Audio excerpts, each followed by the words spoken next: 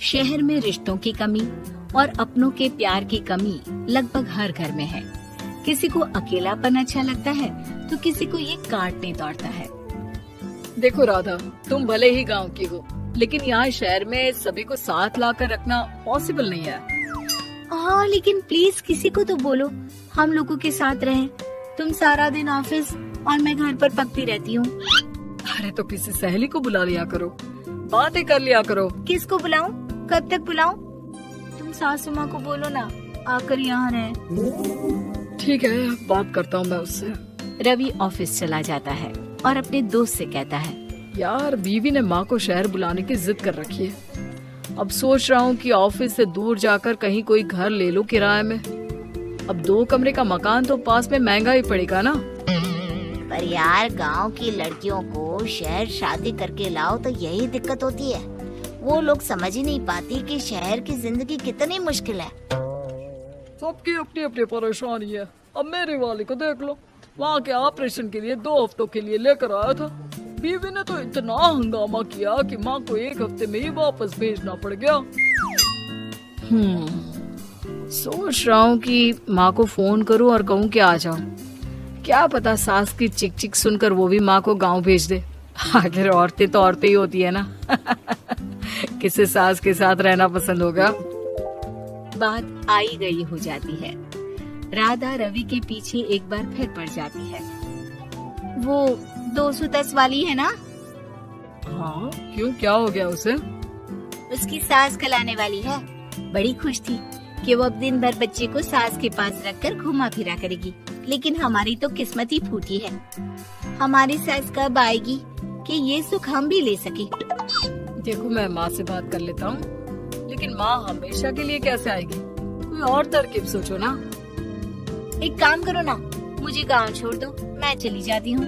कम से कम सास का सुख तो देख लूंगी। लेकिन ऐसा कहाँ हुआ कि कोई सास बहू एक साथ सुख से रहे। रवि तो जानता था सब, लेकिन करता क्या। पर कहते हैं ना, पति का दिमाग है, चलेगा तो सही। एक आइडिया आया है। क्यों ना मैं माँ की शक्ल सूरत का एक रोबोट ला कर दे दूं, जो राधा के साथ बिल्कुल सास वाला व्यवहार करे। मजा ही आ जाएगा। न माँ को लाने की झंझट, न सास बहू की किचकिच। रात को स्विच ऑफ करके अलमारी में पैक। बस फिर क्या था। अगले दिन जैसे ही घर की घंटी बजती है और राधा दरवाजा खोलती है, साथ में खड़ा होता है रवि और साथ में होती है रवि की माँ यानी कि राधा की सास। माँ जी, मुझे तो मेरी आँख पर विश्वास नहीं हो रहा। कितना अच्छा सरप्राइज है। हाँ, आइए माँ, आइए। मुझे भी अच्छा लग रहा है। मैं भी खुश हूँ, मैं भी खुश हूँ, मैं भी खुश हूँ। दरअसल रोबोट सास की बैटरी ढीली होने के कारण वो एक वाक्य को रिपीट करने लगती है। माँ जी इतनी खुश है कि बार बार दोहराए जा रही हैं कि खुश है, खुश है। मैं अभी पानी लाती हूँ। राधा पानी लाने जाती है कि पीछे से रवि सास की बैटरी टाइट कर देता है और ऑर्डर का प्रोग्रामिंग ऑन कर देता है। पानी लाओ, चाय लाओ, खाना लाओ, मेरे बाल झाड़ो, मेरे कपड़े धो, मेरी चप्पल कहाँ है, लेकर आओ। अरे ठीक है माँ जी, सब ला रही हूँ। मैं जानती हूँ रवि आपको प्रोग्रामिंग करके लाए ना कि आप मुझे तंग कर दे और मैं आपको जाने को बोल दूँ। नहीं माँ जी, इस बार मैंने भी कमर कस रखी है। अरे प्रोग्रामिंग कैसी लैंग्वेज यूज कर रही हो? माँ का रोबोट थोड़ी ना है जो मैं प्रोग्रामिंग करूँगा। अरे मजाक कर रही हूँ। माँ तो माँ होती है, मैं जानती हूँ। राधा सास के साथ खुश रहती है। वो उनके साथ बातें करती, घूमने जाती और आसपास के लोगों से मिलवाती। लेकिन एक दिन, अरे कभी तुम लोगों को लड़के नहीं देखा।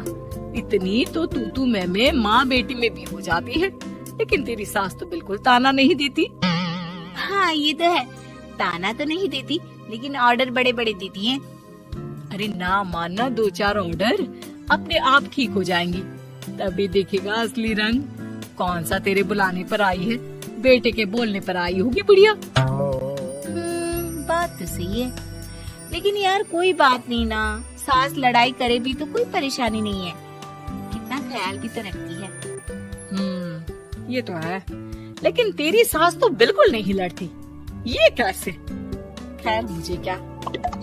पड़ोसन तो चली जाती है, लेकिन राधा के मन में सवाल छोड़ जाती है कि ये सास है भी कि नहीं। रात में राधा रवि से कहती है, मैं ना माँ जी के पैर दबा कर आती हूँ। अरे लेकिन वो तो मैंने अलग कर दिया है। क्या क्या कैसे कहा? नहीं, मेरा मतलब कहा कभी माँ का पैर गांव में रहा करता था, तो मैंने काट कर मतलब माँ को शहर ले आया ना। Okay okay. रवि चैन की सांस लेता है कि चलो कुछ तो बहाना मिला, लेकिन कब तक? रवि रोज माँ के पैर दबाने के बहाने रॉबर्ट को कमरे में ले आता और डिसमेंटल करके रख देता। एक रोज, मैं आज माँ जी की कोई बात नहीं मानूंगी, देखती हूँ कैसे नहीं लड़ती।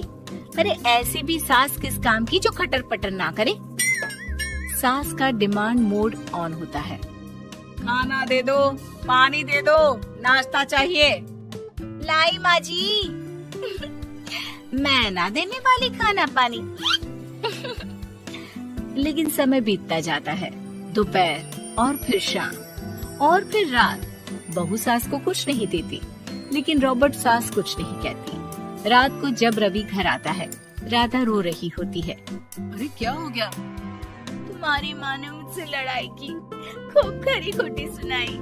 मैंने तो आज सुबह से खाना भी नहीं खाया है। रवि समझ जाता है कि राधा झूठ बोल रही है, क्योंकि खरी खोटी वाली प्रोग्रामिंग तो उसने की ही नहीं थी। मैं माँ से बात करता हूँ, तुम परेशान मत हो। रवि रॉबर्ट माँ को लेकर कमरे में चला जाता है। वो उसे डिसमेंटल करके रख ही रहा होता है कि राधा, चलकर देखती हूँ माँ जी कहीं रवि को मेरे खिलाफ भड़का तो नहीं रही है। वो जैसे ही कमरे के अंदर जाती है, डर जाती है। सांस के पुर्जे पुर्जे अलग थे। रवि, ये क्या है? ये माँ रॉबर्ट थी, तुमने ऐसा क्यों किया रवि? कुछ नहीं राधा, मैंने जितना अपने दोस्तों से सुना था कि शादी के बाद वैसे तो सब ठीक रहता है, लेकिन जब माँ और बीवी लड़ते हैं तो पति का बुरा हाल कर देते हैं। और मैं ना सुकून से रहना चाहता था, बस इसलिए